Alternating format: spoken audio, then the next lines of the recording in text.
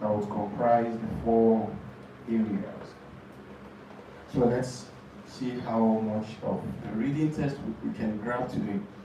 Alright, so the reading test is the aspect of the IELTS test that assesses your ability to read information and provide missing answers from what you've read. The reading test lasts for 60 minutes, which is an hour.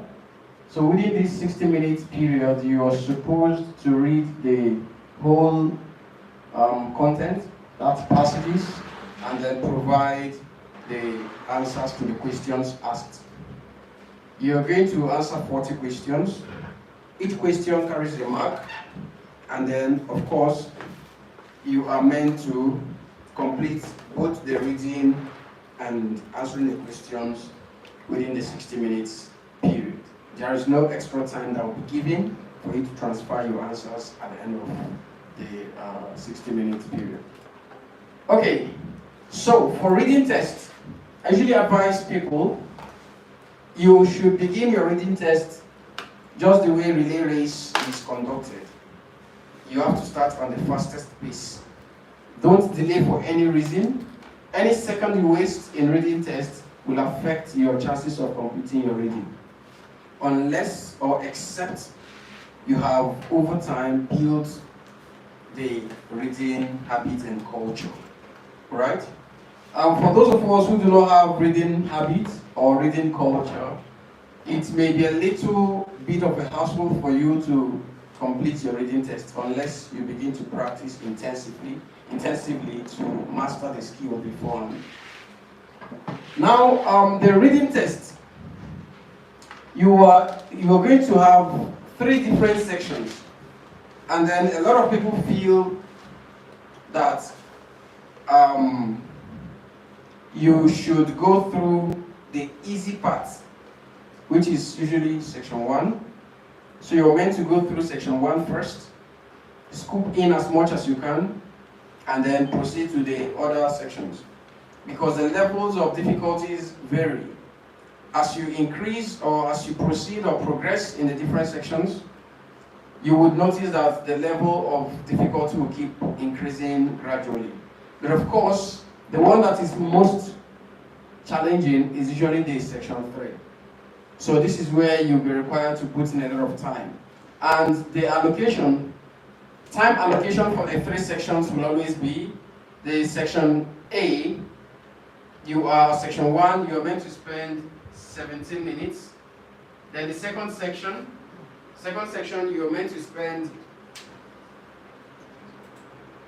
for the second section, you're meant to spend 20 minutes. Then the last section, you are expected to spend 23 minutes. So overall, you are to have 60 minutes in all. Okay, so let's look at this. You are to spend 17 minutes on the first section, which is perceived to be the easiest part, right? Then here, the level of difficulty increases or jacks up a little bit. Then the last part, which has the highest number of time that's allotted for you to spend, is considered to be the most difficult, or most challenging rather.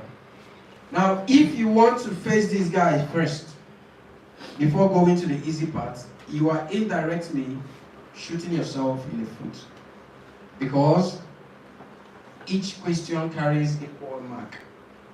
So you are to concentrate on the parts. You are advised strongly to begin from the section that you feel it's easier for you to scoop in as much as the marks you can as possible, and you are a lot more sure of the accuracies of your answers, right?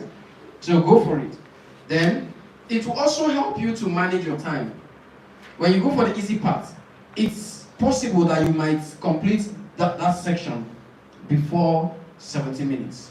So once that happens, you are giving more time to this part, right? So please, do not begin with the difficult part. It is a little risky. So go for the part that's easier. Another way to go about your reading test is understanding the topics in reading test. if you understand the topics in reading test, it will be easy for you to treat questions based on the different topics. The topic you are very comfortable and confident about, the topic you're conversant with, it's easier for you to treat questions under that topic than you move over to the next topics. But the only risk taking your reading test according to topics is the chances of misplacing your answers. That's the only risk. If not, your time management is very good. If you treat reading questions according to topics, you manage your time very well. The accuracies of your answers will be high as well. And the chances of completing your reading test as a whole is very much high as well. So let's begin by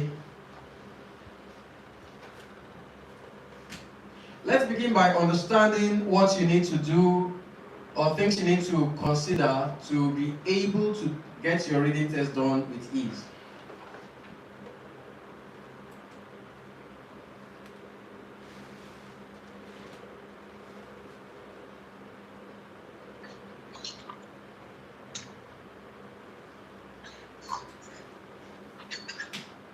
Right.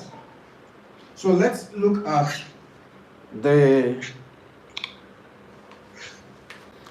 the important keys that you need to be able to treat your reading test. So the first thing right here is what we call the 3 T's. These 3 T's would be trick, also known as the bracket trick. Then we have the tips and we have the techniques. So to consider these 3 T's, you should, or we would look at the first, which is the bracket trick. We talked about that yesterday. It's applied during your listening test. The use of brackets around the part of your answer or any part of the answers you've written that you're not so sure if it should be there. So you put them in bracket. So that would help you to play safe or stay safe. Just in case it's not required as part of your answers, then examiner will just ignore it. But if it is supposed to be part of your answer, it will be acknowledged because you actually wrote it out.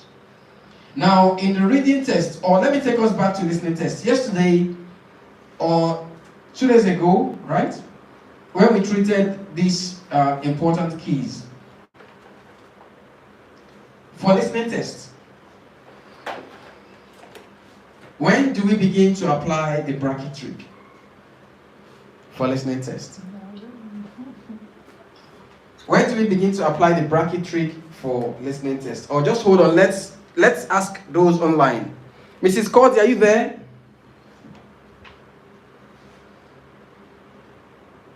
Mrs. Cordy, are you there?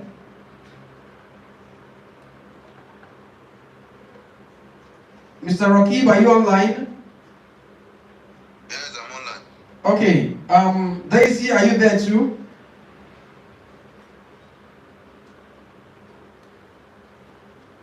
All right. Let's find out from those online. Where do we begin to apply the bracket trick? Oh, they are all online. When do we begin to apply the bracket trick when you are treating the listening test? Under what category of instructions do we begin to apply the bracket trick? Mr. Rakib. When we have no more than 2 words or 3 words. All right. When it says no more than 2 words or no more than 3 words. Daisy, are you there?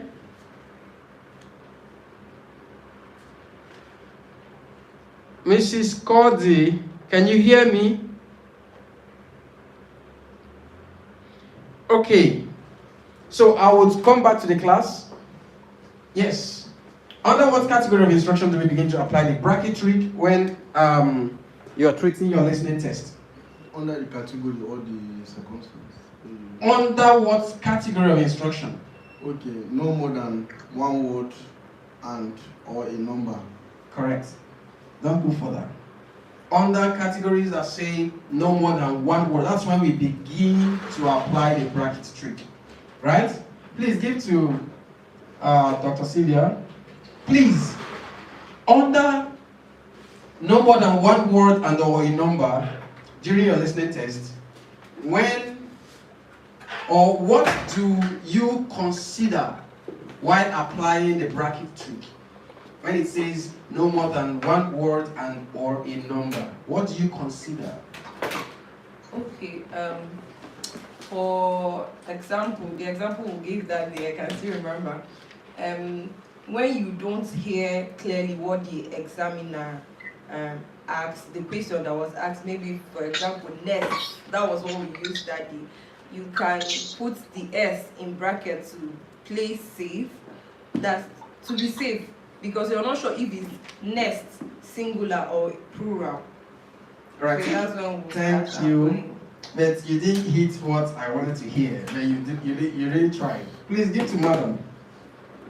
Please, what do you consider when you apply the bracket trick around a word under no more than one word and or a number? What do you consider? What are you trying to make provisions for?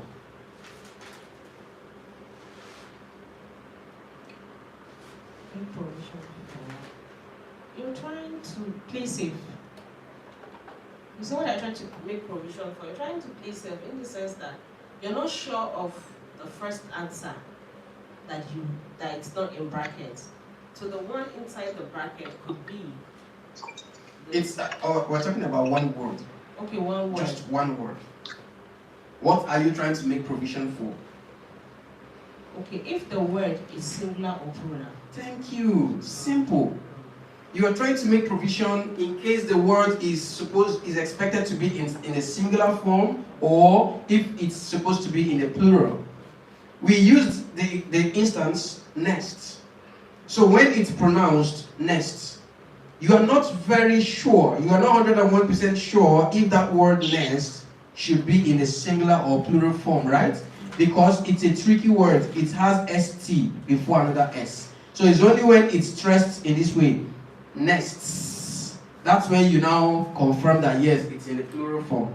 But if someone is just talking normal, and the person has something else to say after pronouncing the next, you won't really ascertain, except if there are indicators that show it's in plural. Do you understand me? So the bracket trick under no more than one word and or a number is considering or making provisions for singular or plural.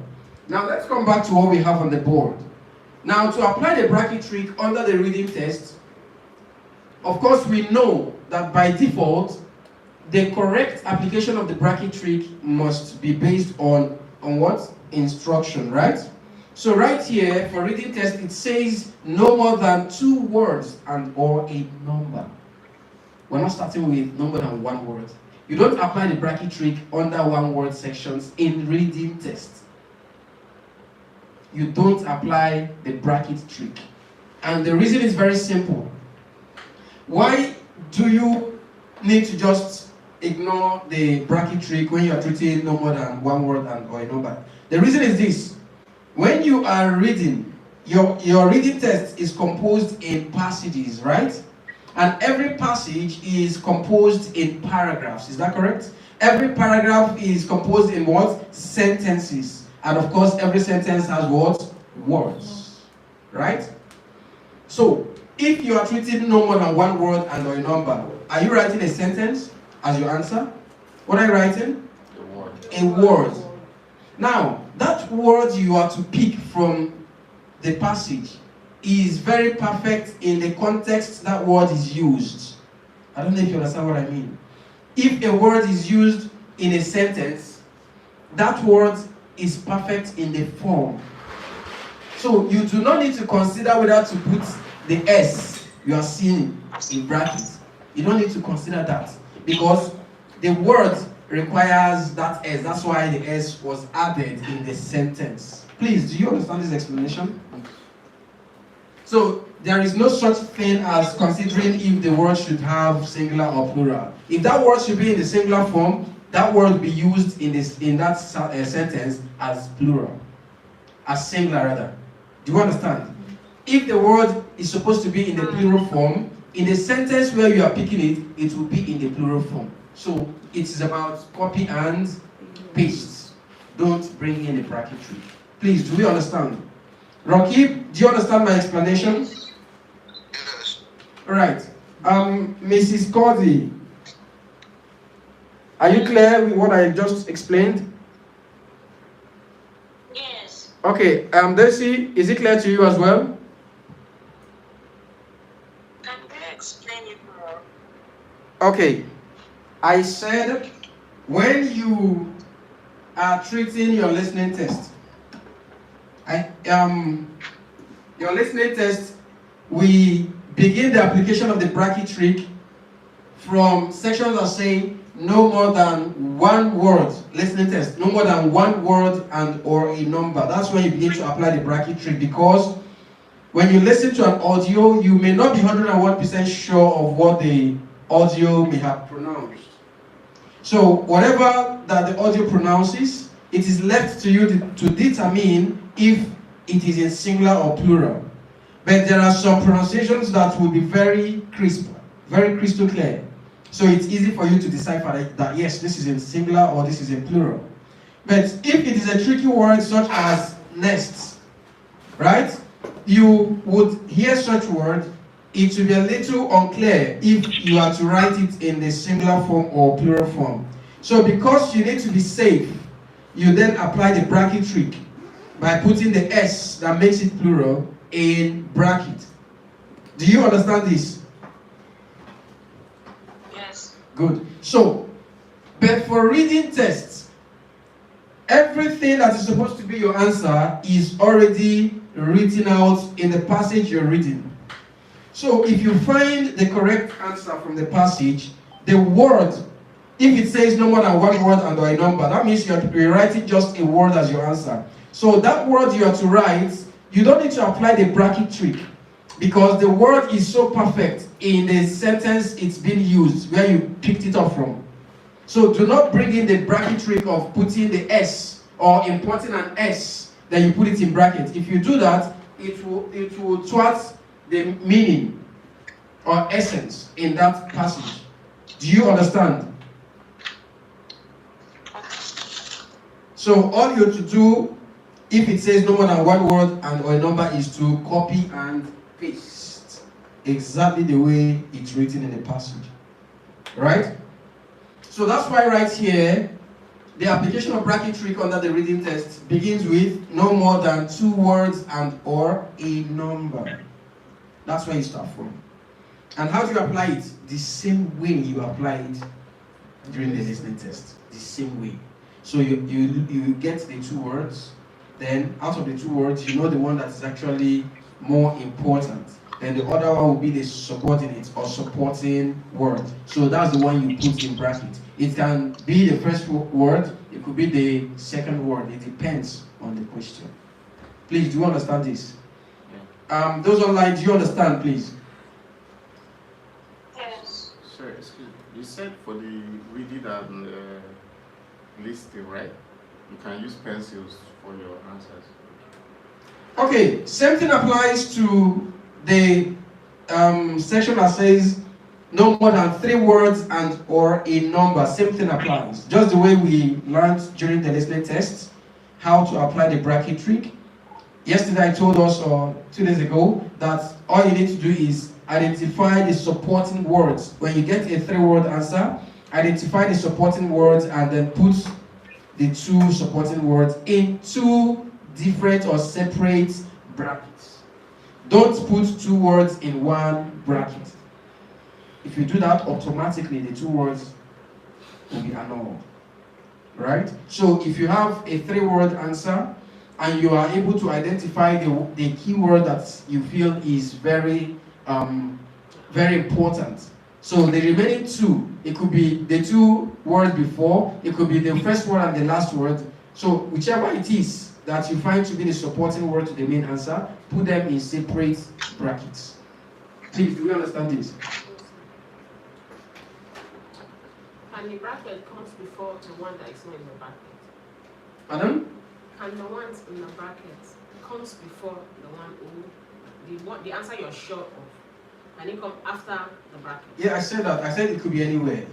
It could be the bracket can be the first word before the middle, which is the main answer, then the second word, the third word will also be in bracket. It could also be that the first two words will be put in bracket, then the last word is the main word. It could be that the first word is the main word, and the main two in bracket. So it depends. It is the question that determines what you should consider as the main answer.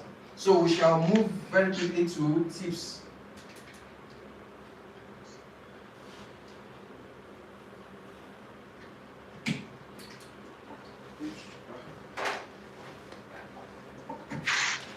Okay.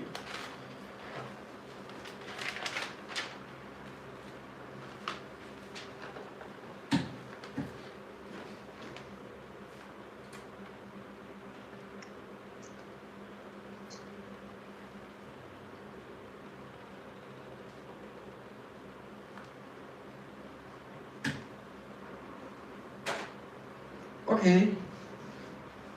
Right here on the board we have two tips which we are going to actually consider. So the first tip right here says, read the instruction for each section carefully before attempting any question. Read the instruction for each section carefully before attempting any question. So what does this mean? This tip is telling you to please read instructions. Don't always rush to begin to answer questions.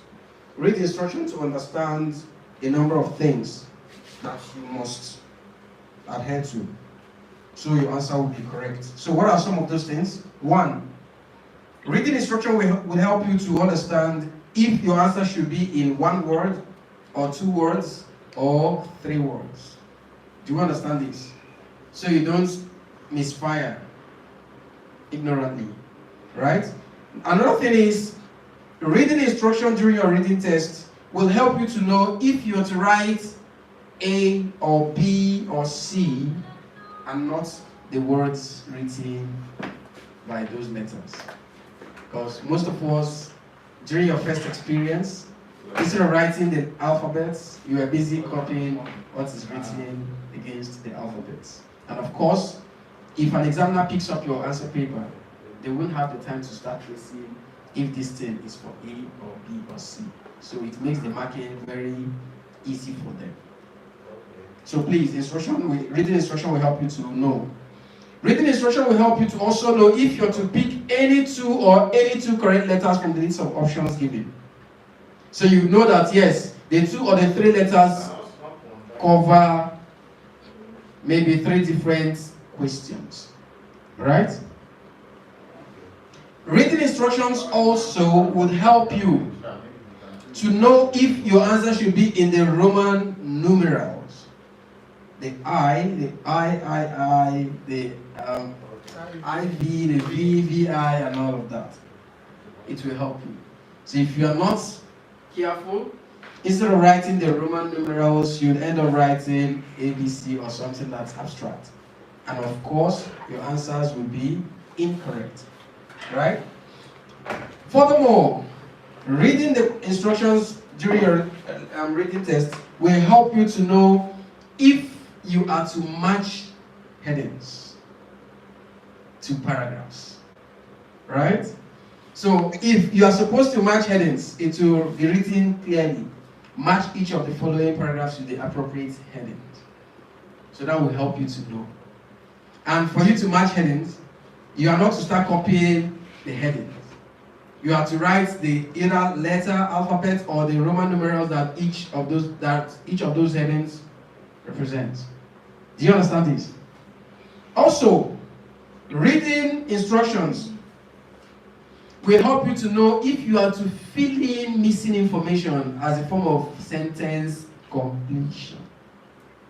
So you may be required to fill in missing information from the passage you've read. So please, it is very important to read instructions before you begin attempting any of the questions. Second tip right here says Q's plus P plus Q equal A. So what does the Q's mean? Questions. So, by implication, your reading test is supposed to begin with you reading the questions under that particular section you want to treat. Read the questions first. And when you're reading the questions first, you have to read each question only once. Do not read more than once, because your brain by default will pick interest in a particular one. And once the brain picks interest in a particular question, you will cram that question. And once you cram it, when you go reading the passage, you are reading basically to get the answer for the one in your head. So that means to get the remaining answers, you need to go back to the passage to now read.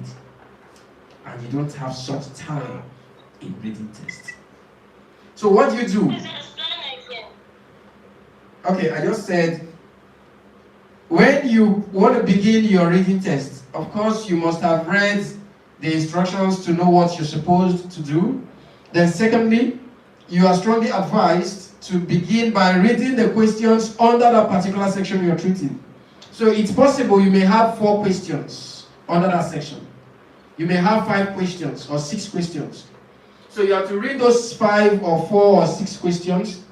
Now, each question you have to read, you are strongly advised to read it, but only once. So you don't cram a particular question and it then becomes what will propel your reading. Right? So you have to read each question once. So what do you do when you're reading each question once? You have to identify the keywords in the question, in each question. Identify it. If you're doing the computer-based test, you have to highlight. If you're doing the paper-based test, you have to use your pencil or pen and circle or apply a square or a rectangle or apply an underline on those keywords. What are you doing when you do that? You are telling your brain to store these words and identify them. Because when you go to read a passage, those are the words that the passage will paraphrase.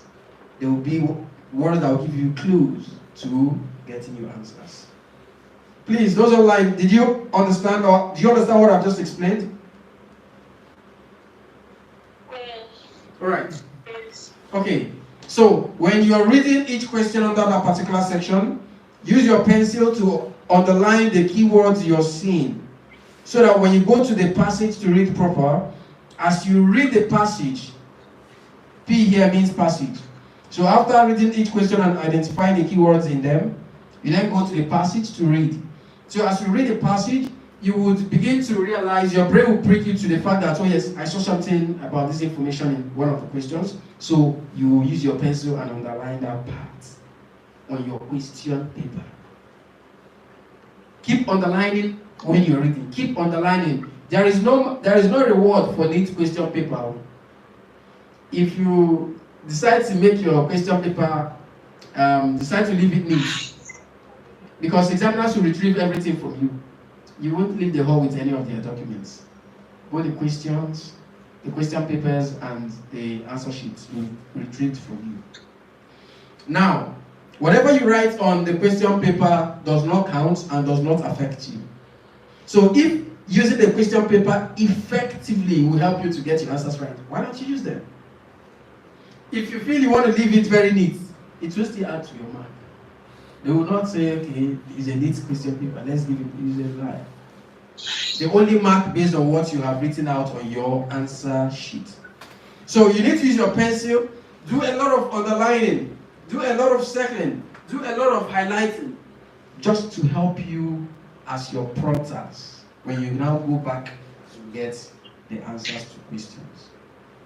So when you have read the questions and underlined the keywords, you go to the passage. As you read, you're underlining information that you feel are relating to those questions those words in the questions you've underlined. Then at the end of reading the whole passage, you then go back to the questions. But at this point, you're now taking it one question at a time. So you read question 1, for instance, then you go to the passage. When you go to the passage, what do? You now scan through those highlighted or underlined areas, because those are your potential answers.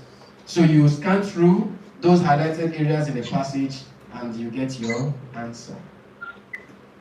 Please, do we understand? Those online, do you have any question or confusion?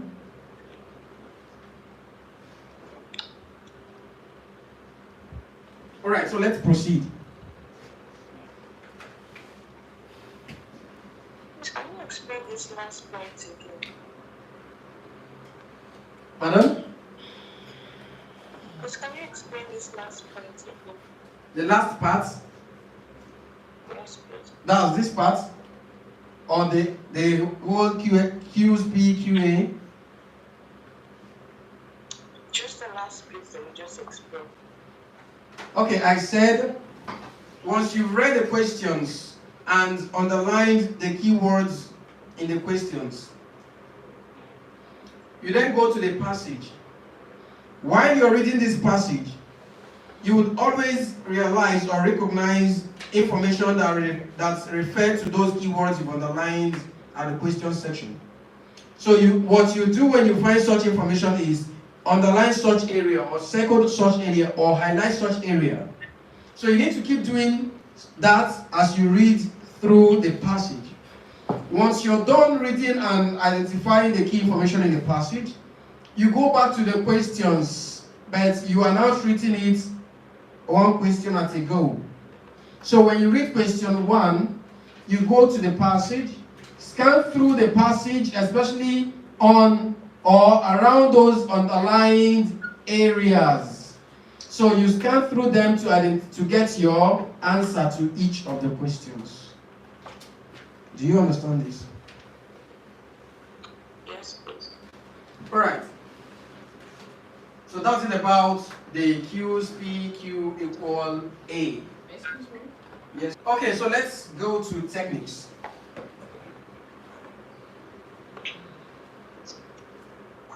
That's it, but I don't know why they want to do that.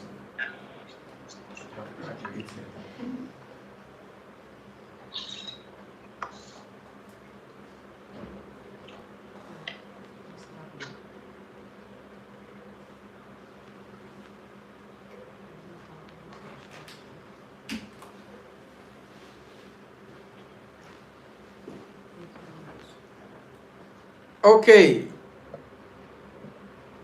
So the 6 different techniques right here are paraphrase, skimming, underlining, scanning, jotting or labeling or making notes, and then lastly we have ruling or crossing out. So let's take them one after another. For reading tests, you will still find paraphrasing. You will still find paraphrasing. Remember, I told us that paraphrasing is a foundational topic. It's so rudimental that it comes in every section of the IELTS test. So, paraphrasing in IELTS reading test is even so advanced because they deal a lot more with vocabularies. If you are finding vocabularies a little challenging, reading tests will be difficult to locate answers. Because they don't use the words you have read in the passage to ask you questions. And the questions are so tricky in a way that the answer may be something you will look at, you won't consider to be something that makes sense in that context. That's reading for you. So the reading tests you, test your critical analysis skills, test your ability to identify or locate where information is in a passage. Right? So it also tests your fast reading skills. So in reading, that's why reading test is considered to be the simplest according to IELTS. It's considered to be yes, reading test is considered to be the simplest of the 4 modules in IELTS.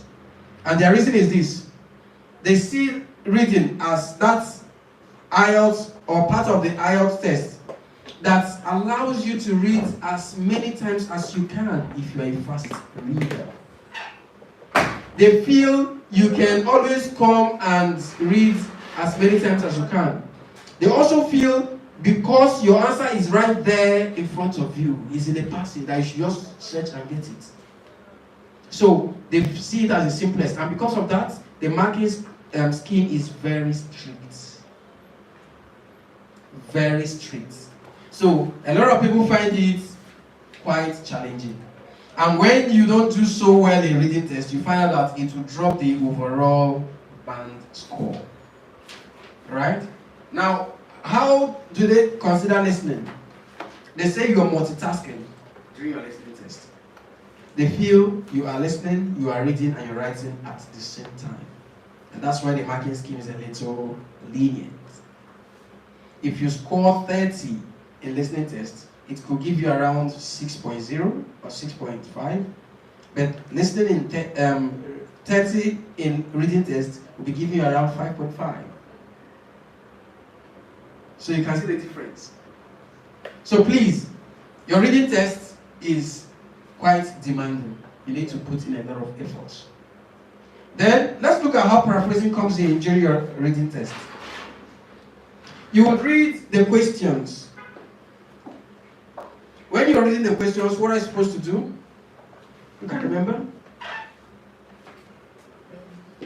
When you're reading the questions, you mark or underline or highlight the keywords. Now, why do you need to do that?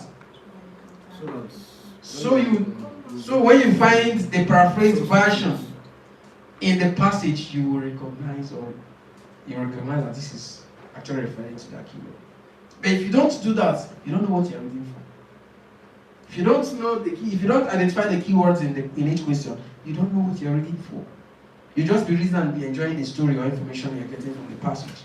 So when it's time to go get the answers, you will start from the beginning to search. Right? And you don't have such time in reading test. Reading test is that aspect of the IELTS test that the time runs faster than normal. If you are a slow reader, before you know Jack, you are still at number 15. The coordinators will announce to you, you now have 20 minutes more. And you know when time is announced. Philip will come and visit you. Hello. This cold will just hug you.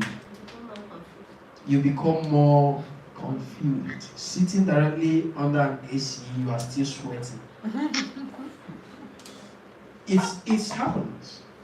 Right? So you need to be as fast as those that engage in relay race, the way it started, the way it's being conducted. On your mark, get set, go. And you start very fast. That's the way to go when you're treating your reading test. So your keywords, when you read the questions, are being paraphrased when you get to the passage. So it's important you identify those keywords so you would be able to recognize the paraphrased version in the passage. Please, do we understand this? We did a lot of information that may be paraphrased. We did a lot of that yesterday. Every day, daily. Every week, weekly. Every 2 weeks is what? Fortnight. Or every 7 days. Every month. Monthly. Every 3 months. Quarterly. You see, we're forgetting. Just yesterday. Every 6 months. Rocky, every 6 months is what?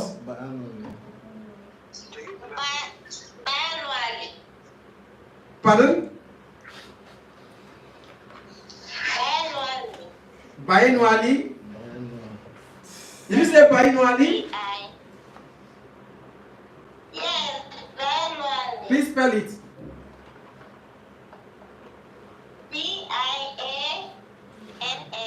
That's correct. But please, there is hyphen in between. Yes. Good.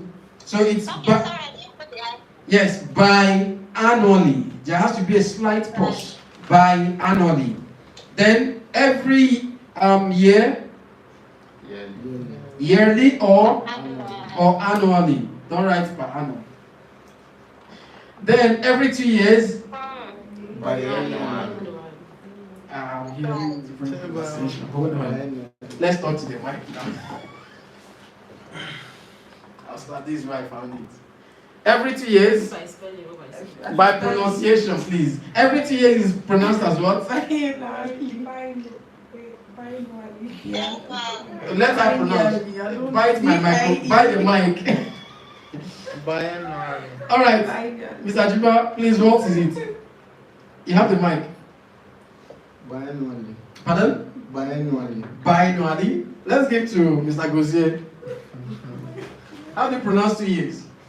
Biannually. Biannually. Ma'am, how do you pronounce 2 years? Biannually. Biannually. You already know it. How do you pronounce 2 years? Oh yeah, give us that word. I'm confused. Okay, just pronounce it. Biannually. Biannually. Biannually. Rakim, how do we pronounce 2 years?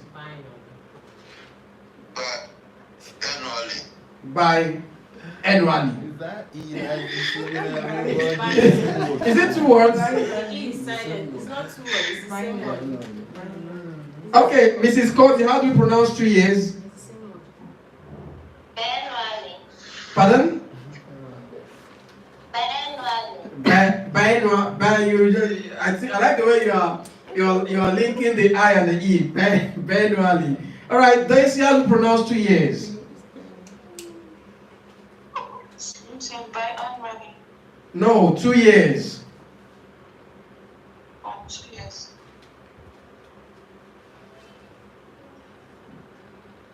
2 years is spelled as Biennually.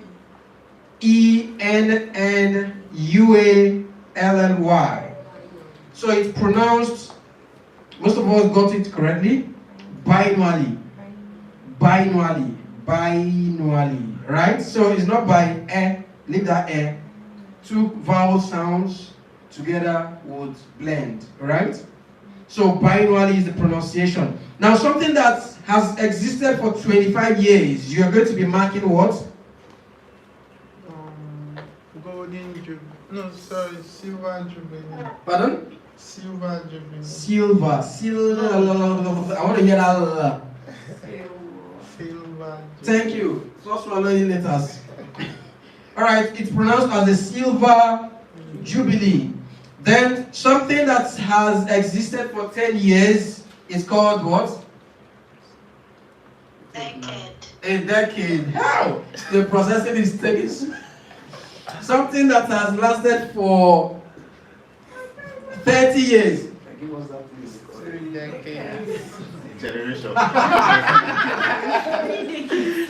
But actually, it's considered to be a generation. Alright, so it is 3 decades, right? Something that has existed or lasted for 30 years is considered to be 3 decades. Now, what about 1,000 years? 1,000 years is considered to be what, Mrs. Daisy?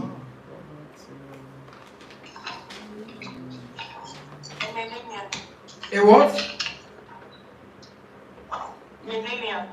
Millennium. Millennial is the plural form of the word I'm asking. I'm hoping to hear from you. You just pronounced thousands of years.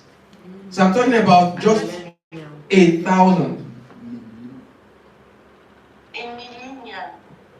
No. All right. Millennium. Again? Millennium. Yes, this is correct.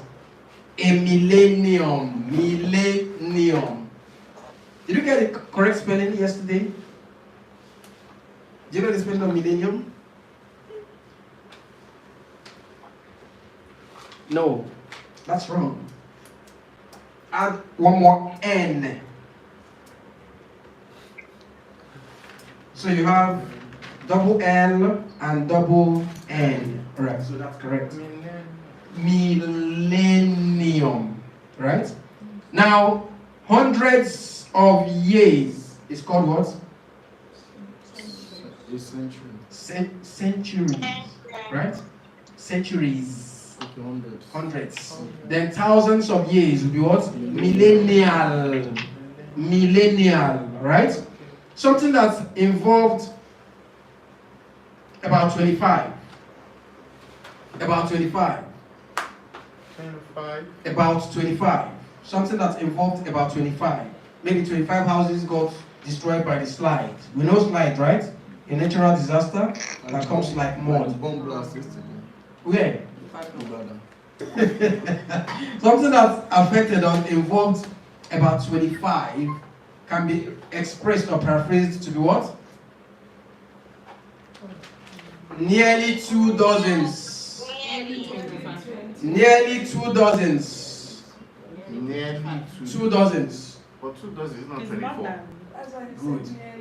So about 25 doesn't mean exactly 25. Oh, so it's nearly 25. Is nearly 2 dozens. That's 24. Yes, plus you can correct one. that. Not add on here. Now, please, when you are reading, every word they use in their question, please don't ignore them. Each of those words is alive. They are representing something. So in a passage, you may not see the words expressed in that way, but in a different way. So you need to read critically what that word stands for. So you'll be able to locate the answer, please. How is It could be 26.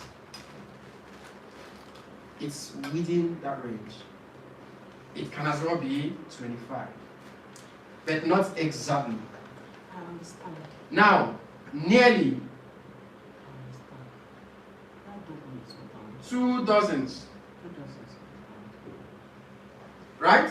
Now it could be this guy. What is 2 dozens? 24. About 25 does not mean exactly this. Please, that's the way they bring in tricky words in your reading tests. So don't just ignore. Please read critically in between lines. Well, in a situation like this, the answer is there. It's just for you to discover it.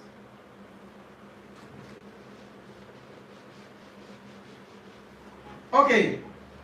Now, one more question.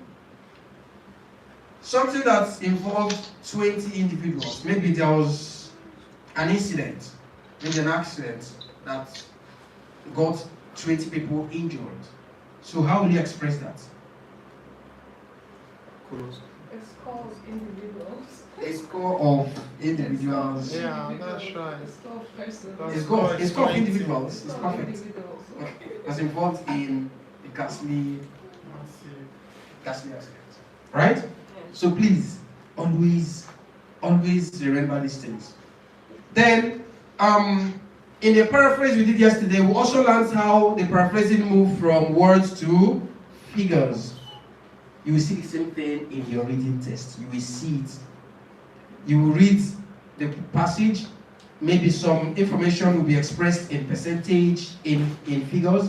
Then when you go to the question, you see that those percentage or words are now being considered in spellings or any other form they want to use.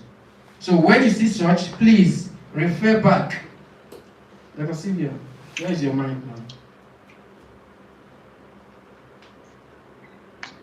Where? The hospital. Better come back. Tell them you are busy. Okay. So now, all you need to do is refer back to that area where you saw such information. That's where your answer or potential or possible answers can be found. Right? Now let's go to skimming. What's skimming? What does it mean? Who have got an idea of what skimming means? Skimming is a situation whereby you are not directly reading, but you are looking out for particular words to pick from the passage. I put it to you that you have defined scanning.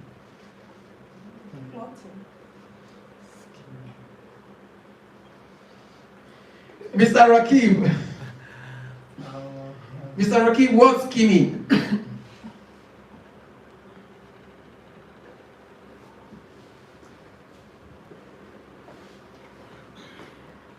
Ms. Daisy, please tell us, what does skimming mean? Mrs. Cody, how can you explain skimming?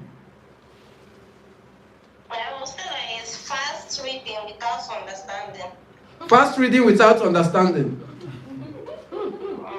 You have just put us in a state of balablu. We are currently experiencing Bulaba right here. Alright?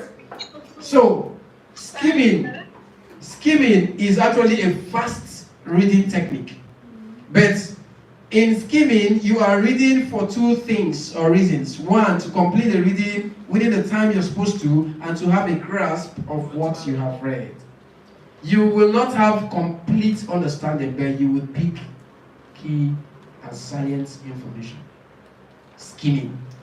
Skimming is what you need if you really want to complete your reading test. Please do not read like you're going through newspaper. You need to be fast, right? So while you're reading, it's important for you to identify the keywords. And that's where this third technique comes in. So if you want to write, skimming is a reading technique of quickly going through an information with the aims of completing your reading and also having a grasp of what has been read. That's the mission. Skimming is a skimming, oh my god. Skimming is a fast reading technique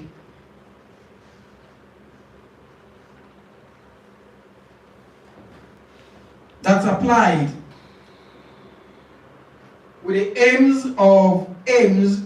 aims of completing your reading within the time frame and also having a grasp of what has been read.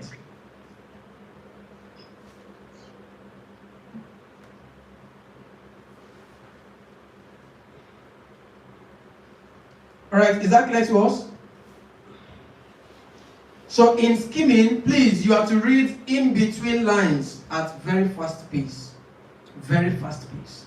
So while you're reading in between lines, you should focus or you should pay a lot of attention on major information. So you'll be able to underline. So and that will take us to underlining. What does underlining mean? So please, can I ask you? Is scanning not supposed to come before? Not really. That will be the next. So in the questions, we can identify the keywords, and in the passage, we can... You will identify the information that relates or that will be referring to those keywords you underlined in the question section. Okay. So in a nutshell, I can underline in the question and also in the passage. Okay. Use the question paper as much as you can Okay. for your own need. Right? There is no special mark for needs question paper. So let's go to underlining. Underlining is the practice of ruling under words, phrases, or sentences that you find to be potential answers to questions. Underlining is the practice of ruling under words or phrases. Underlining is the practice of ruling under words or phrases. Is a practice of ruling under words or phrases or information which you find to be potential answers.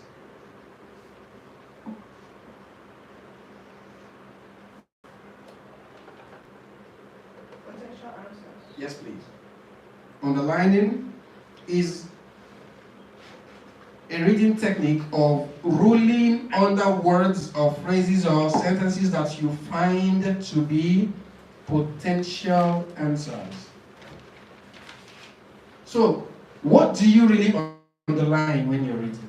What do you need to underline? Because it's not everything you see, you just keep underlining. So you're to underline nouns. Nouns will include naming words. So it could be name of a place. It could be name of a disease or virus being talked about. It could be name of an invention. It could be name of a researcher. It could be name of an innovation. It could be name of a virus or disease that's being talked about in a passage. Do you understand? So you have to underline nouns as you read. You are also meant to underline quantities. Quantities. Now, quantities would include the number of people or number of things.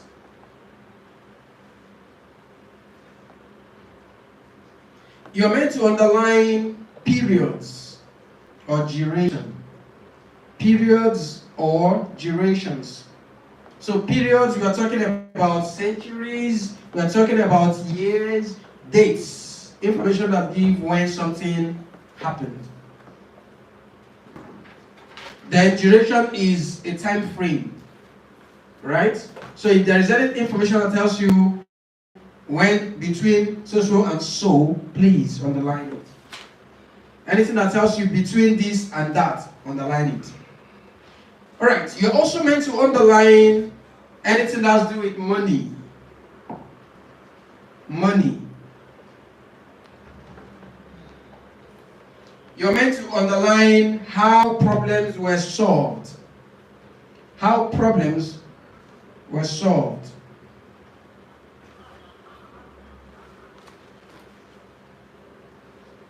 You are also meant to underline philosophies and ideologies. You may be reading a passage that talks about different scientists or researchers, and each of the researchers have got an invention that they brought in. So for them to have done that, they had ideologies that gave birth to whatever thing they invented, right? So you need to underline all of those ideologies, because questions would ask you, what does so and so say or think about so and so? Do you understand this? So you need to underline that. Then lastly, you need to underline instances. Instances. And there's something about instances I would like you to pay attention to henceforth. In reading tests, most times we have observed or noticed that when two things are cited, this and that, the answer is usually the second instance. The answer is usually the second instance. Practice and you will notice something like this. When two things are cited, the answer is usually the second one. Start practicing, you will observe this. Right? Some people will be quick to pick the first one. Always check carefully. The second one is a more correct answer. Alright, so that's for you underlining. Let's go to scanning. When you're reading, scanning is the technique that is used to locate your answer. So what's scanning?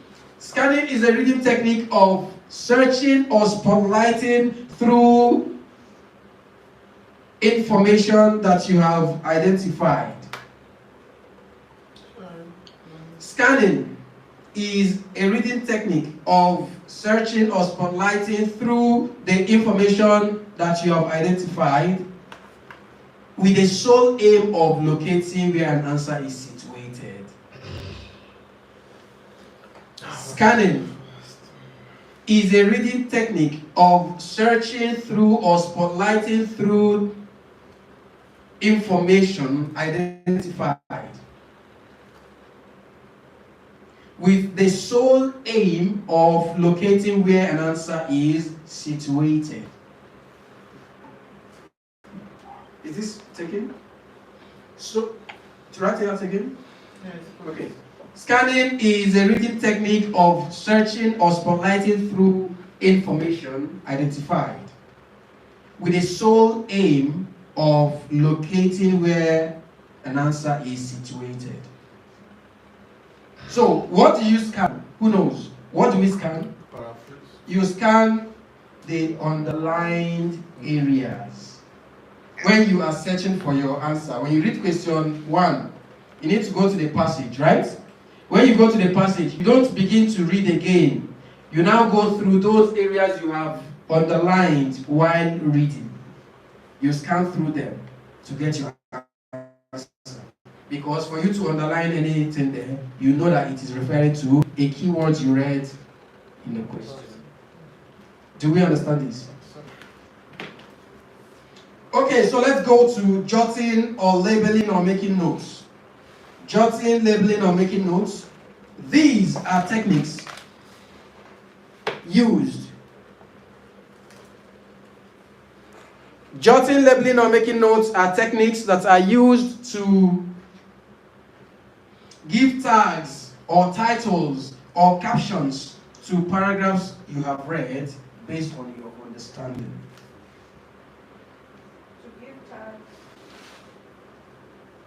Jotting, labeling, or making notes are reading techniques used to give tags, titles, captions to paragraphs read based on your understanding.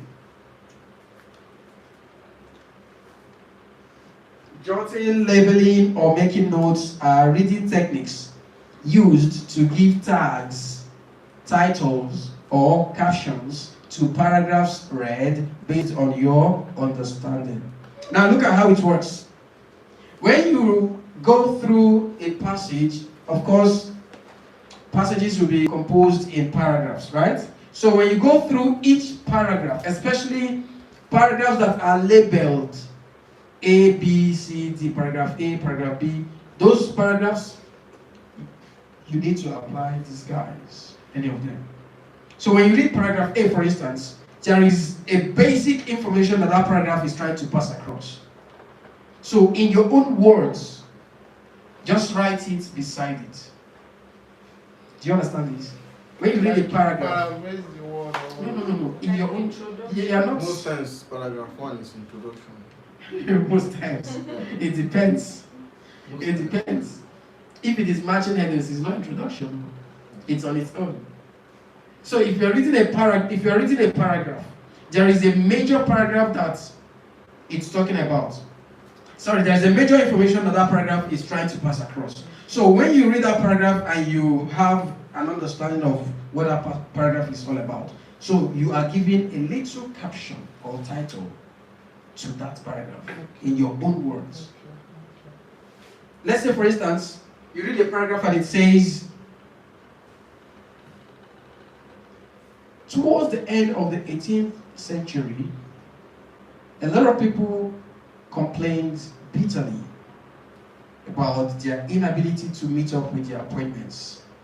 And this was because of the poor conditions of means of transportation that they had then. It could only convey 20 persons and it traveled for about 8 hours. That means if you miss the first and second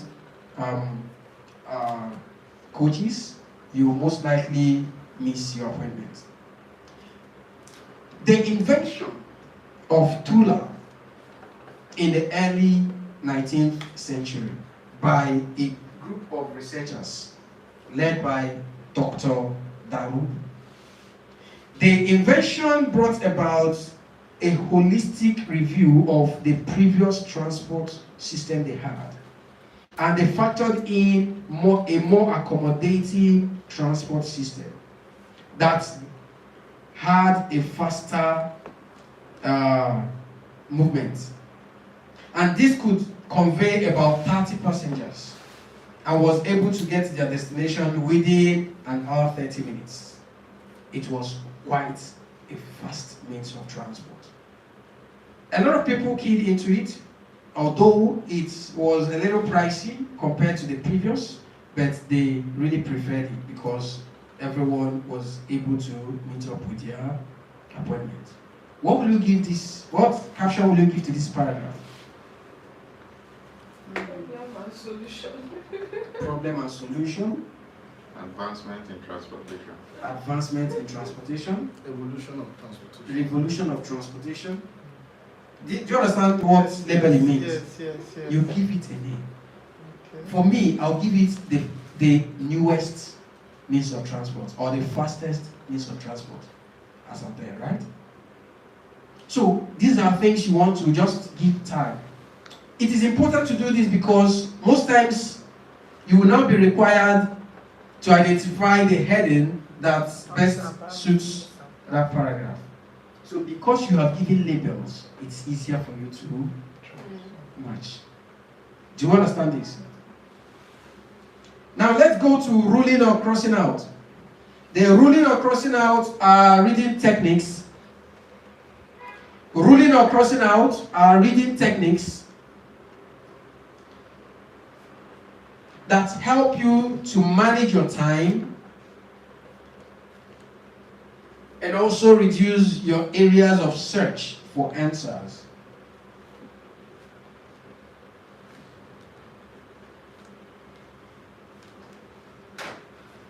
The ruling or crossing out are reading techniques that help you to manage your time while you're reading or while carrying out your reading test, and also reduce your areas of search for answers.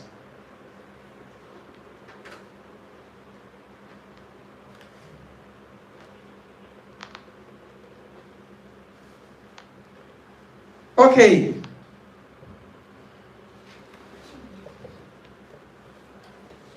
Now, let's understand how that works.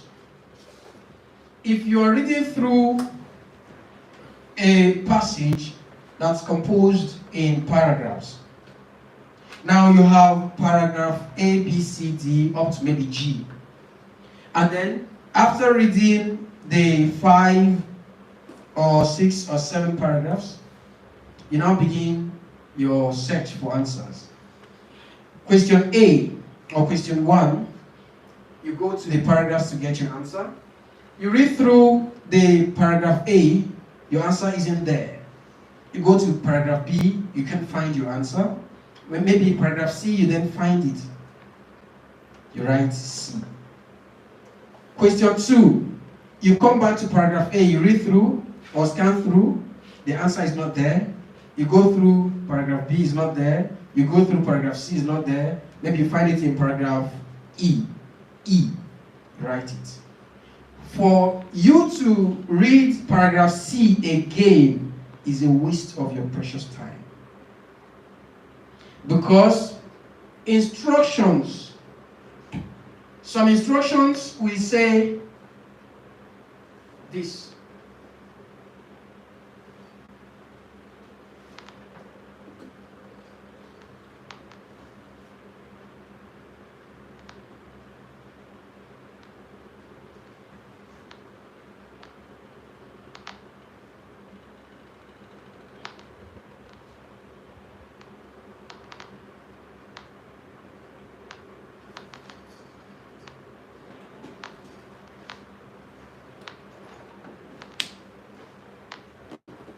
Okay, when you see an instruction that says NB, NB means what? Not before. And it says you may use any letter more than once. What does that mean? You can use C more than once. You can use C to solve 2 different questions, right? Perfect. Now, if this is written, please always look out for this guy when you're reading instructions. If this is there, prepare your mind. A particular paragraph will solve 2 questions. Prepare your mind for that. But if it is not written, then I will say 1 man, 1 bullet. 1 answer solves a question and that's it. The life span is eliminated. Right? Now, when you're going through the ruling of, when you're applying the ruling or crossing out techniques, I was trying to explain that you have gotten your first answer from paragraph what? C, right? And then you're looking for answer to question 2. And you read paragraphs A, B, C, D, and you found your answer in E. Reading that paragraph C again, when this guy is not written, you have wasted a precious time. So you can also read it out. So what you do, if there is no such instruction as this, when C gives you your answer, use your pen or pencil and cross out that paragraph. This will indicate to you that what? It's taken. Like some people will say, it's no longer in the market. So it's taken, right? Sold out. It's sold out. Then when you're looking for the next answer, when you go through this, I don't find it, there is no need reading this guy anymore. So you skip it and go to this guy. It's reducing your areas of search for answers.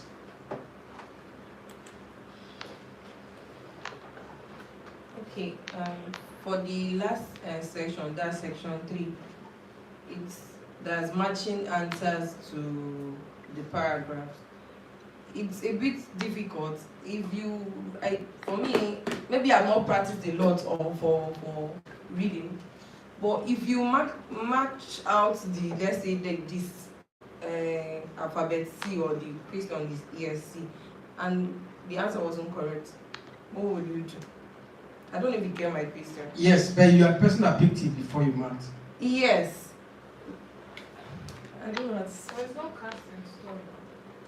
If like I put C, and maybe I assume that was my answer, right? Yeah. And then I went to another question.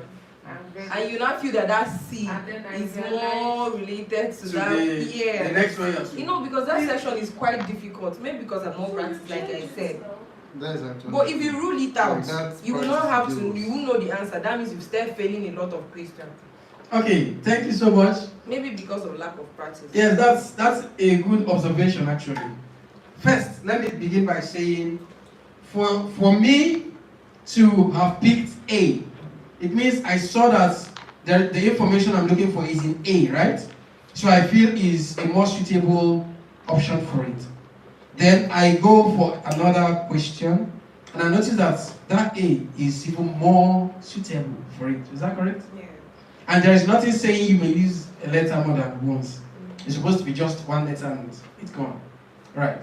So what I'm going to do at this point, I will simply erase. You need to just erase it. Erase it and then give your new and more correct answer. There is nobody is compelling you that. It's not like the words that you play that once you play it, you can't take it again. It's not that way. You always go for what you feel is.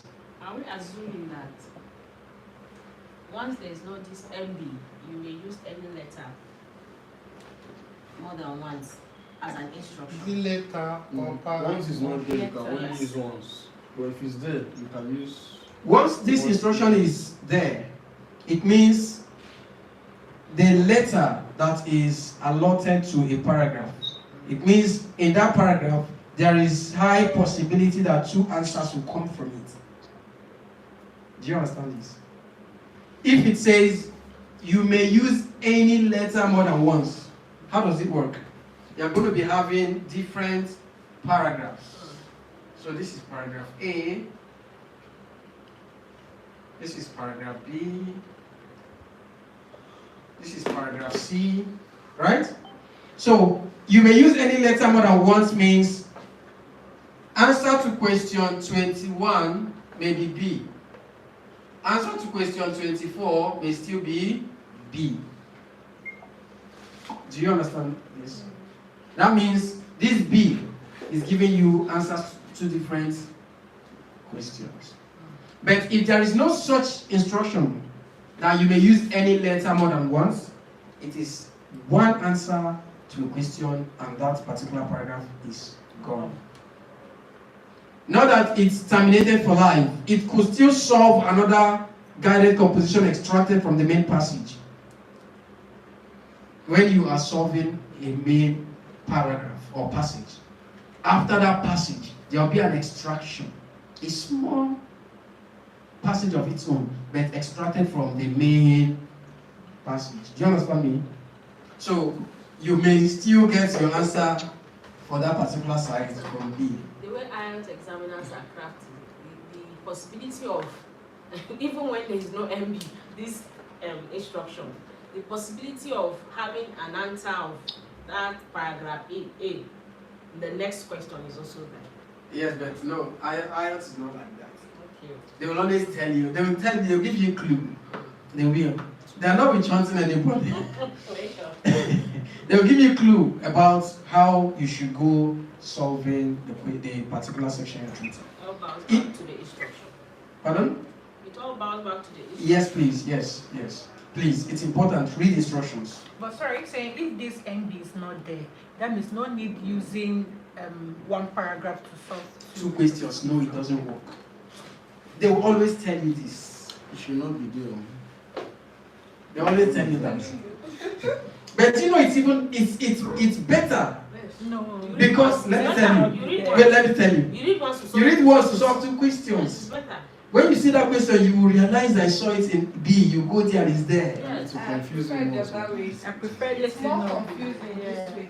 If you solve one, let that one is gone. Okay, so that's it. So ruling or crossing out helps you to manage your time and also reduce your areas of search for answers. So if B is taken, you just have to apply the crossing out. So this would indicate to me that B is taken. So when I'm searching for any other answer, if I read through this paragraph and I don't find my answer, automatically I'm coming down to C. Do you understand? So if C gives me an answer and I cross it out, it means I'm left with A. So it's a time management technique and it also helps you to reduce your areas of search for answers.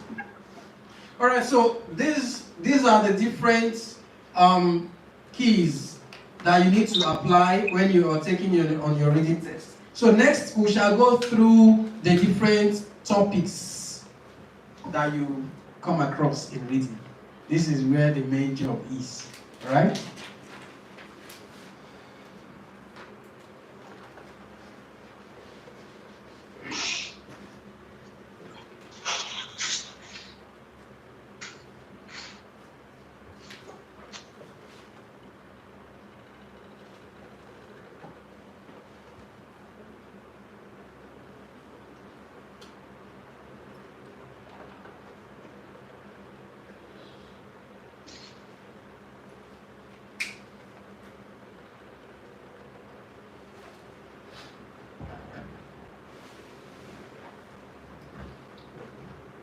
Okay, so let's begin.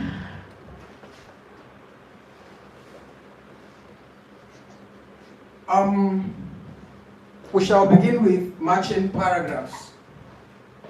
Matching paragraphs is the easiest topic in reading test. And so I strongly advise anyone taking the reading test to solve matching paragraph questions first. The reason you should go by solving the matching paragraph questions first is because your level of accuracy of your answer is almost 95%. And then the speed you get to find your answer is very high. So please, if you find matching paragraph questions in your reading test, go and solve it first. So before we begin, I'd like to tell you how to identify matching paragraph questions. Instruction will tell you from the list of paragraphs. Identify which paragraph has the following information. You will see it from the list of paragraphs. Identify which paragraph. So it means you are matching paragraphs. How do you solve matching paragraph questions?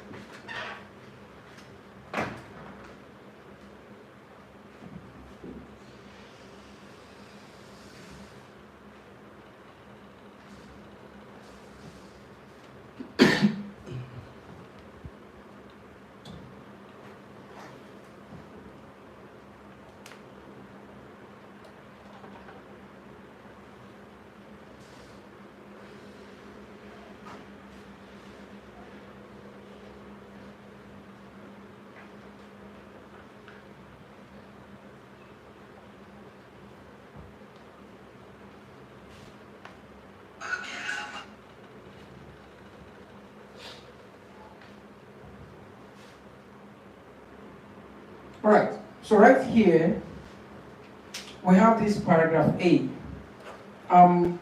Please imagine that these things here, these things are just drawn, represent write-ups, right? So I want to ask you, let me ask those online first. How many, if these things I've just drawn represent written information. How many sentences do we have here?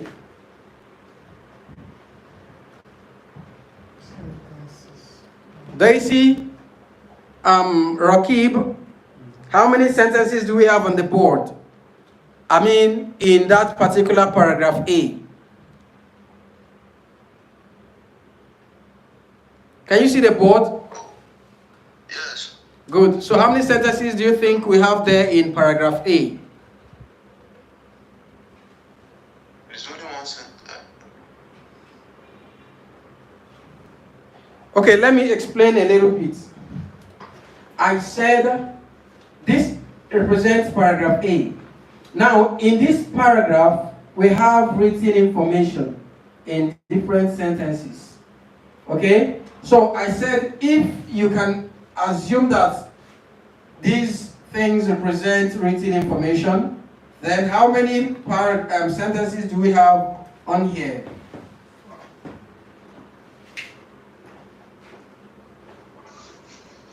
How many sentences? Is it 4? No. Okay, are you asking me? I'm asking how many sentences can you see there? 4. Okay, Rakib, how many can you see? I think it's 3. Fine. How many sentences do we have there? I think it's 2. 4. 4. 4. How many sentences can you see on the board? 4. 4. 4. Madam? 4 or 2? 1. How many?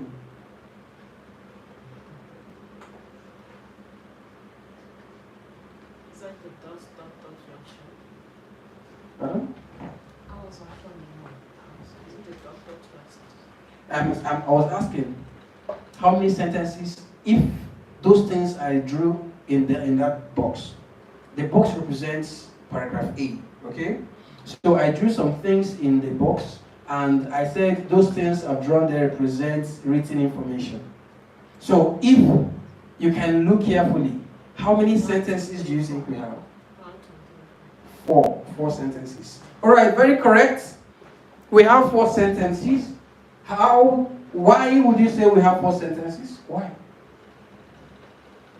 There's a full stop at the end of each sentence. Thank you. Because each sentence is indicated by period. It is a period that shows that this is the end of this sentence. So we have how many periods? 1, 2, 3, and 4. Meaning that there are 4 sentences. Okay. Now, how do you find your answers to matching paragraph questions? It is simple. To find your answers to matching paragraphs, you don't respect this formula. Don't follow this formula. What does this formula say? Read questions first, identify keywords, go to the passage, read the passage, underline information, go back to the questions and get your answers. But matching paragraph does not respect this guide because the answers are fixed. There are places you find your answers, they are fixed. So where do you find your answers to matching paragraphs? You find your answers either in the first sentence or the second sentence or the last sentence of each paragraph. These are locations where your answers are fixed when you are solving matching paragraphs. So you don't need to read the passage or the paragraph to understand. Once you notice that it is matching paragraphs, go to pick question 1, then go to paragraph A. Read first sentence of paragraph A. If it doesn't give you an answer, read the second sentence of that same paragraph A. If you don't find your answer, go to the last sentence of that same paragraph A. You will find your answer. But if you don't find it, go to the next paragraph. First, second, last. Do you understand this? The answers are fixed for matching paragraphs. Is this Are confusing? there always 4 sentences? No, it depends. It could even be a one sentence paragraph. It's possible, right? Because a sentence can fill up long A4 sheets, one sentence, if you know how to Or it's for punctuate. a particular question. Pardon? It's for one question. Yes. Please, do you have like a question paper that has... Yes, we are going to do a practical on this. We want to see how it was, right? So that we could just have A clear picture of it. Yes, of what the matching paragraph. Alright. It is the simplest. So I tell people, go for it first. You will manage your time very effectively, and the accuracy of your answer is so high. So, what do you do? Paragraph question 1, I'll come to my paragraph A, I'll read the first sentence, but if it doesn't give me my answer, I read the second sentence. If I don't find it, I come to the last sentence. But if I don't find my answer in this paragraph after reading first, second, and last, I come down to the next paragraph. Then I'll read first, second, and last sentences. It is fixed. Very simple. Right? But remember, remember that what you're reading here, you won't find the same words when you read the questions. It will be paraphrased. So but you should be able to decipher that, okay, this means that. Right? Now let's go to the next, matching information and matching or identifying information. They both have the same approach. Matching information or identifying information. You've just read paragraphs and you have given labels to each paragraph. Then the question now says, for instance, this paragraph talks about sharing cars with neighbors to go to work. Maybe your workplace is located around the same environment. So for economic purposes, you find a way of sharing cars. So today, my neighbor drives his car, I join him to the office and he brings me back home. Then tomorrow, I go. So we manage our fuel or diesel, right? Wherever you use. So if this is talking about joining your neighbor to go to work, then it will tell you when this practice began, who introduced it, what is the reason this was introduced, and what has been the benefit so far. That means you know what this paragraph is talking about. Is that correct? Now, another one that talks about becoming a member of a particular association. It will tell you when that association was established, how many people created or established it, then how do they enroll or admit people into the association, what should your profile look like, what are your philosophies in life, and how are you known. It will be written. Now let's go to the question section. Question 1 says joining a club. Which of the paragraphs talks about joining a club?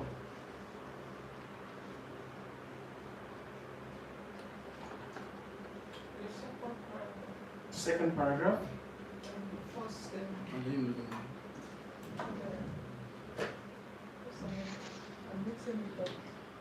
You are correct.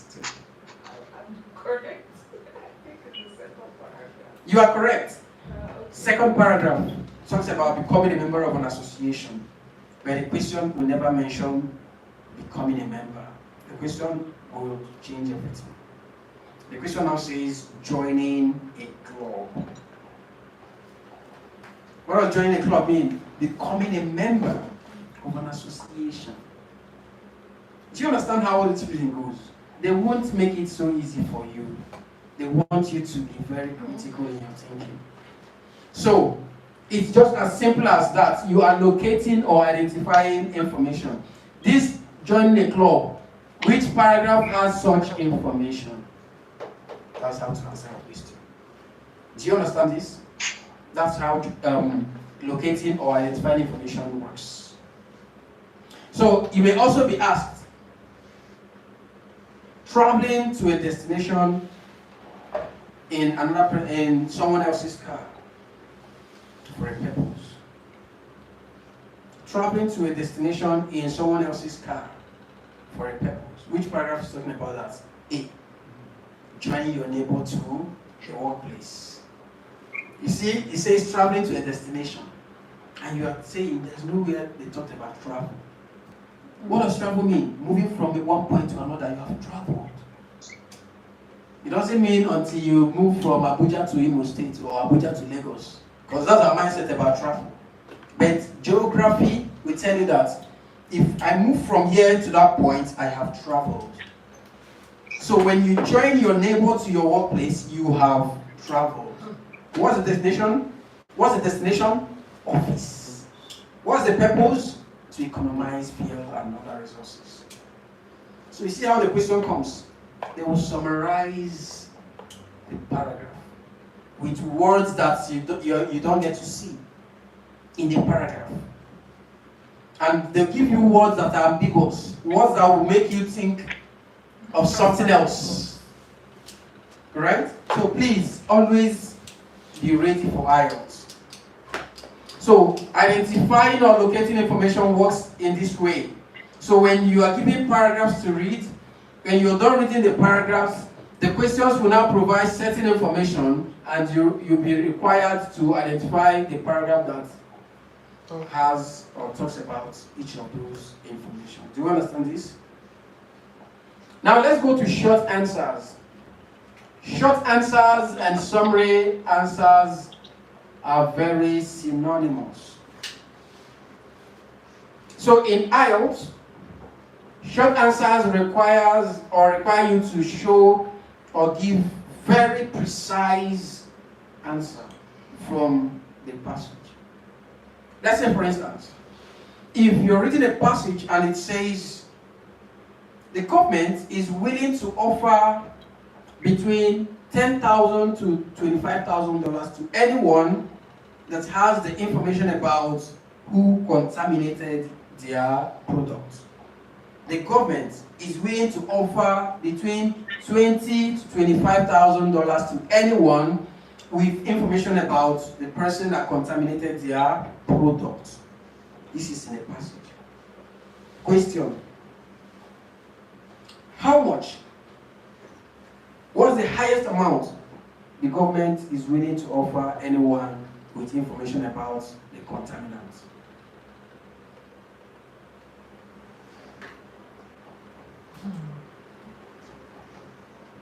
$20,000.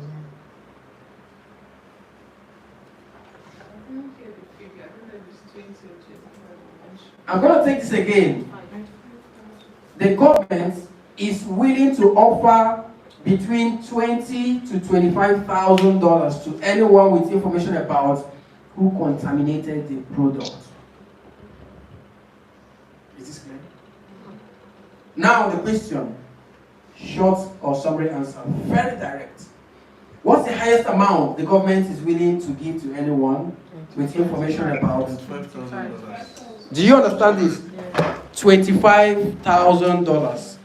So do not write 20 to 25,000. You'll be wrong, because the question is very specific. Highest. So there is low and there is the highest. Right? This is how summary answers go. So you must be very precise. Let me give the extract. The government is willing to give between $20,000 to $25,000 to anyone with information about who contaminated the product. Question: what's the highest amount the authority is offering anybody with information about? Do you understand this? It's the highest. So you need to be very precise. That's the way to go when you're treating short or summary answers. They are mostly one word. Right? Now let's go to sentence completion. Although I've seen summary answers that had 3 words, actually. But in this case, if it requires a specific answer, it has to be one word. You don't need to say between this to that. Now let's go to sentence completion. Sentence completion is the same thing you did when you were in primary school, when you were in secondary school. They'll tell you, Mr. Edet lives in Calabar, right? He is 45 years old. He has a son called Edet. Edet is 12 years old. In all the stories we read, then the question will say, Mr. Edet is dash years old. What will be your answer? 45. You are completing the sentence. The name of his son is dash. But in IELTS, it's the same thing. No? But in IELTS, they will twist everything. They will twist everything. But the answer is just the same. Oh, paraphrase everything. But your answer must remain the same word. Don't paraphrase your own. No matter how they paraphrase the question, when you locate where the question is referring to in a passage, pick that word exactly the way it is and write. Do you understand this? Now let's go to flowcharts. Flowcharts are hierarchical or chronological or orderly or sequential arrangements of events according to their order of occurrence. Flowcharts are chronological or sequential or orderly arrangements of events according to their order of occurrence. Now, some flowcharts will come in form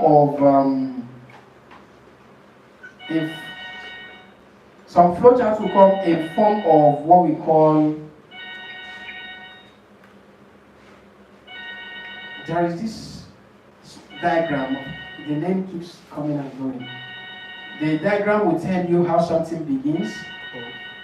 The next thing that comes, it's called process diagram. Process diagram. The process diagram is this diagram that tells you the starting point of a particular activity, the different stage, the next, and the final stage.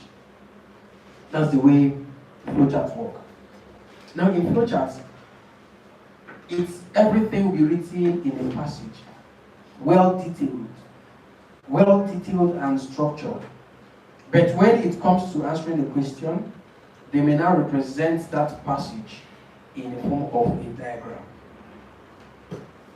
For instance, information will talk about the country that has the cleanest drinkable water. Which country is that?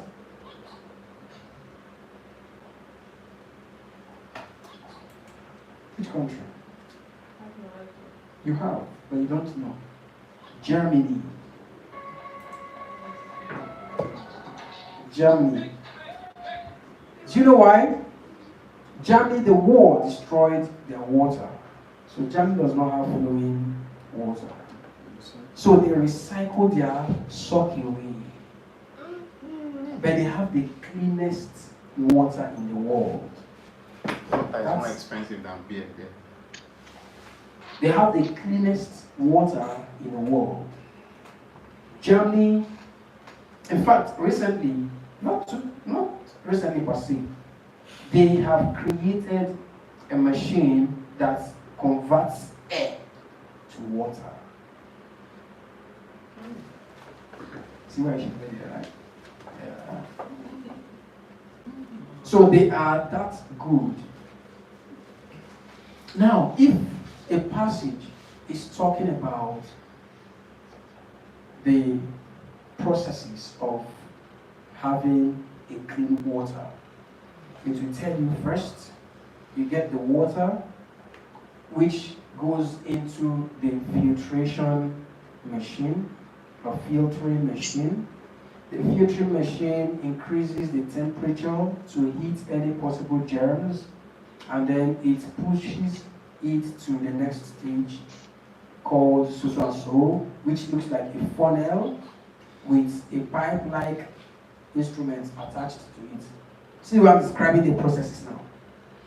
It will keep going on and on to the last stage where the water becomes clean and drinkable.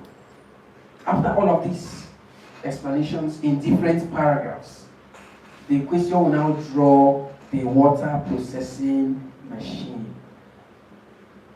So this water processing machine will show you the different parts that carry out different functions. You will be required to identify these parts according to how they are described in the passage. So when you see the part that looks like this,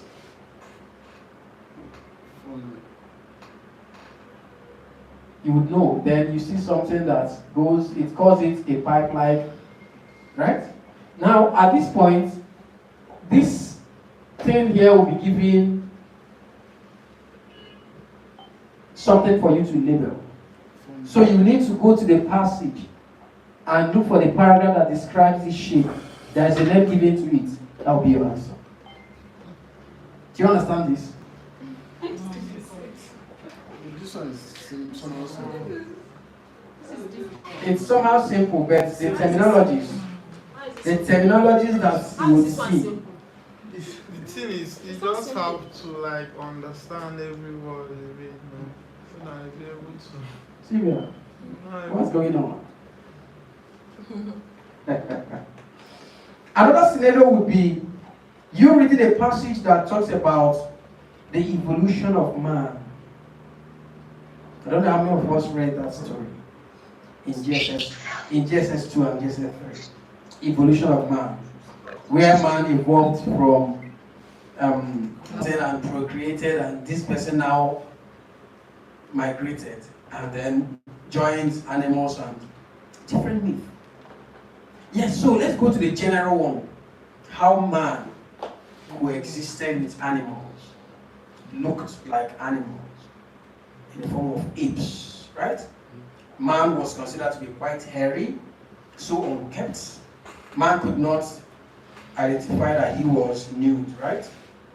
A man ate and lived with animals. Then there was no critical thinking to produce its own food, right? So a paragraph would describe man in that condition, and there's a name for that. I think Homo habilis or something. Then Homo erectus, man is now trying to evolve from walking like an ape. Man is now trying to bend, right? Trying to stand with the legs. Before, man would walk with the hind legs and the forearms, right?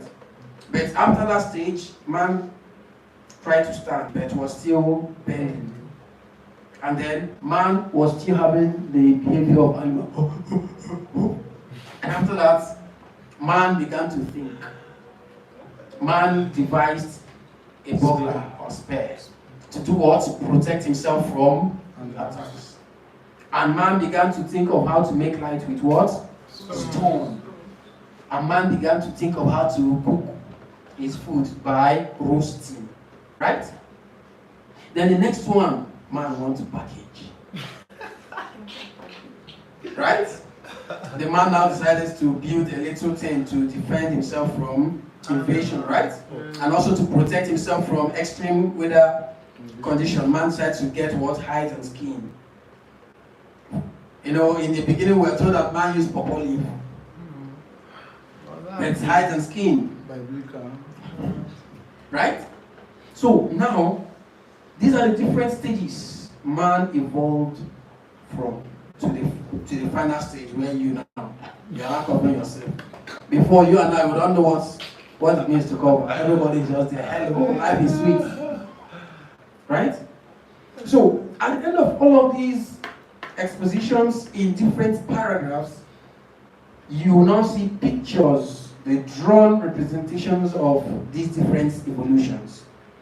You will now be required to refer each picture to the particular stage that describes that picture. Do you understand this? Yes. That is how flowcharts go. Then for maps and diagrams, the same thing.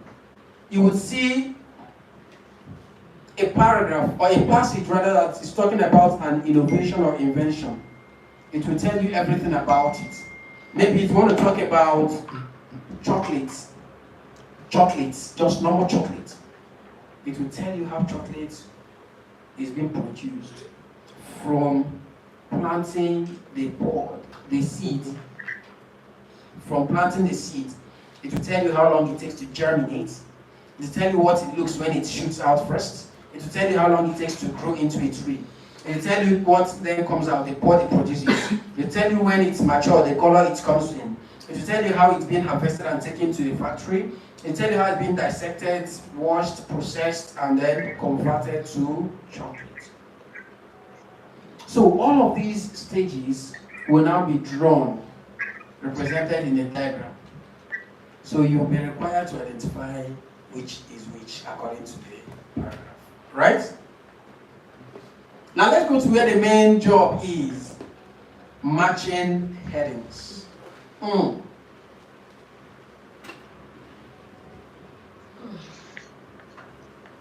Before we go to matching headings, flowcharts and sentence completions, the answers are usually chronological.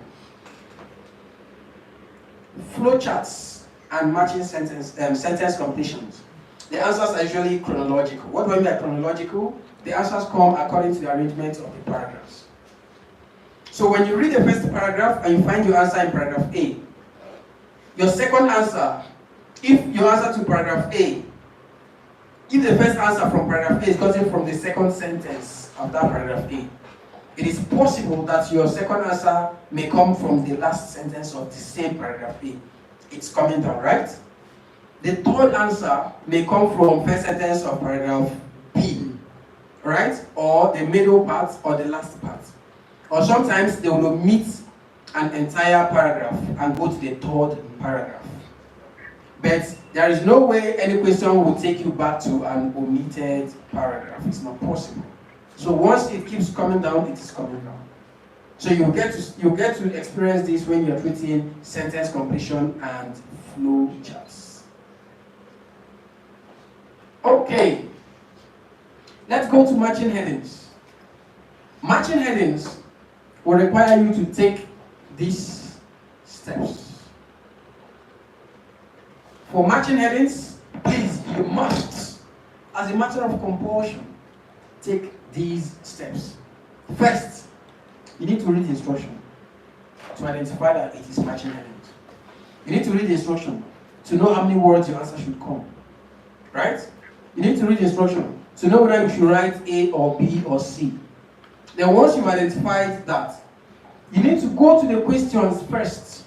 Read the questions and identify the keywords. Know what you should look for when you go to the passage.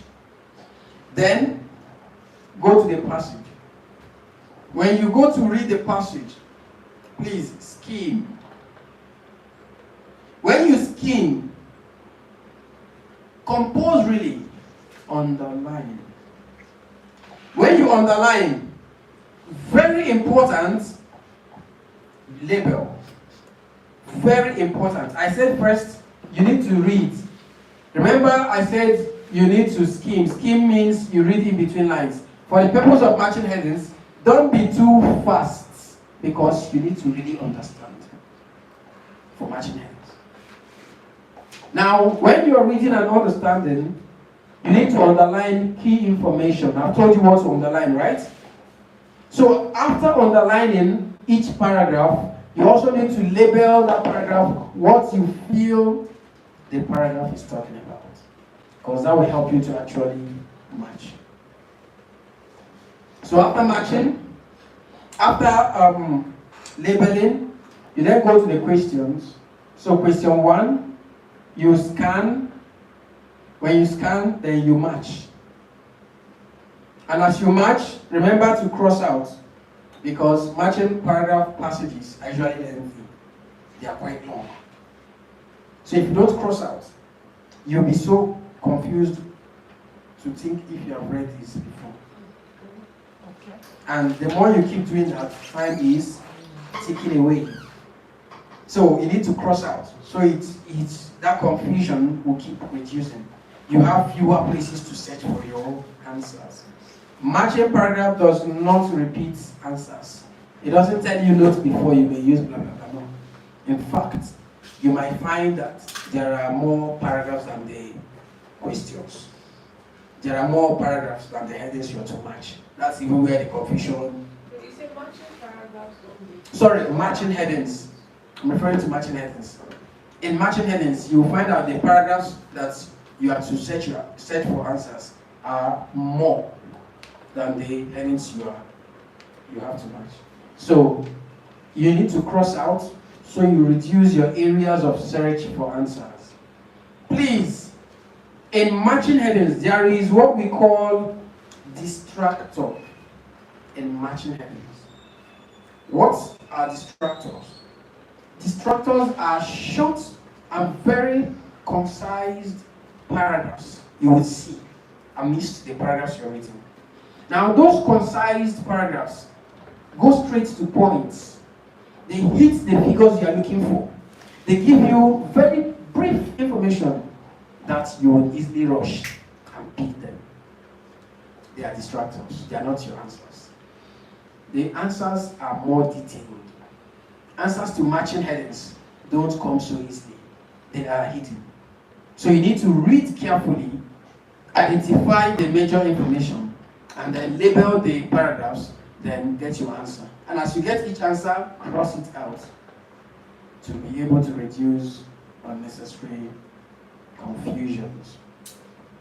Please, do we understand?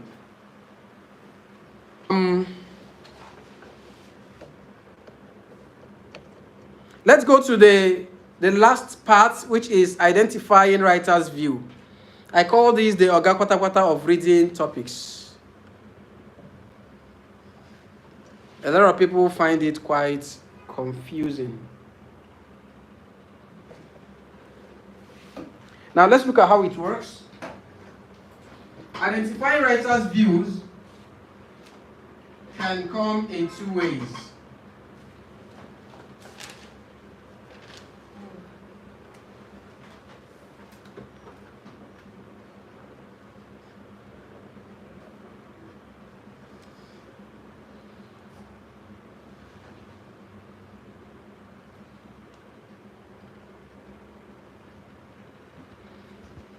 Okay, so identifying writer's views can come in two phases.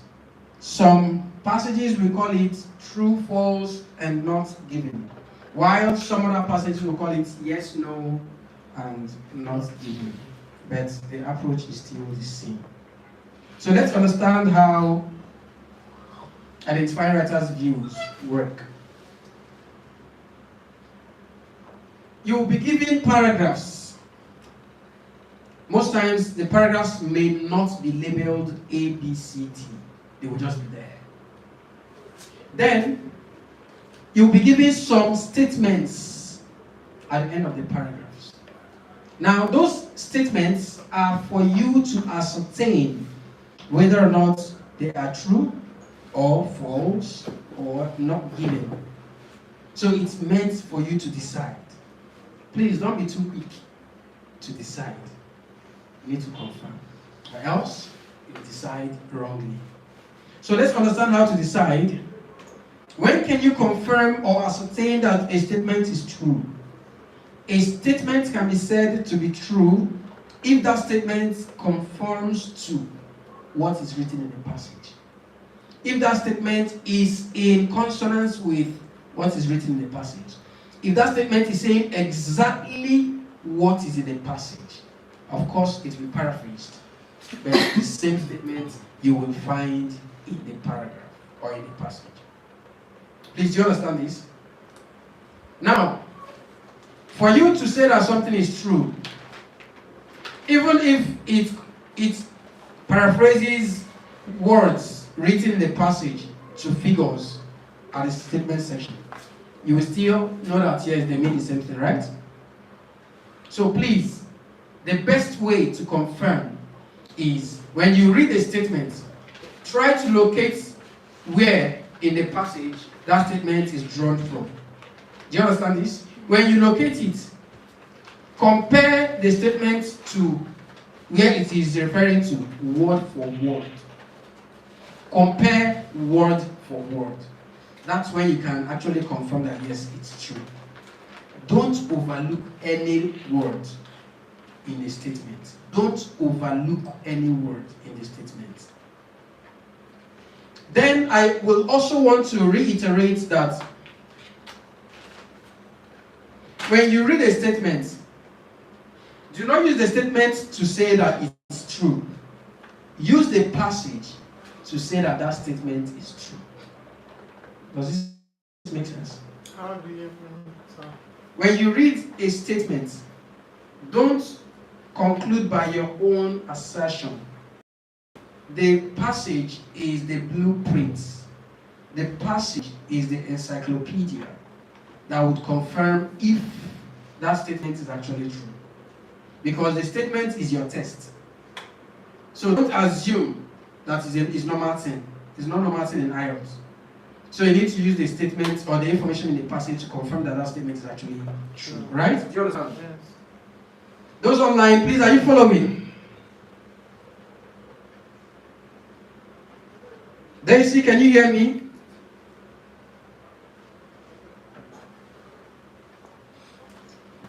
Okay. Now let's go to the next, which is false. When can you say that a statement is false? A statement can be said to be false if that statement contradicts what is in the passage. Then it's false. If a statement is saying something opposite to what is in the passage, then that statement is false. Now, what do we mean by contradicting? It doesn't mean that the entire statement contradicts. You may find out that 90% of that statement is actually in the passage. But just one word alone may contradict what is used in the passage. Because of that single word, it is false. Don't say it's a mistake. It's not a mistake. Don't say because 99% of that statement is actually aligning with what's in the passage, then you feel that one word may be a mistake. It is the test. This is the reason people fail it. People assume a lot. So IELTS is trying to test your ability to pay attention to details. Right? So when you read a statement and you see that almost everything is correct and accurate except one word, please, that one word is your lifeline. That's what you're going to use to determine if it's true or false. Do you understand that? Now, that same one word might be in word actually, it could be in figure. Now, being in figure, sometimes you read a word, have you realized that the brain does not read the entire letters in a word before it gives it a name? When you see the first 2, 3 letters and the last letter, you know what that word is. But in IELTS, please go through every letter. Be sure that that's the word.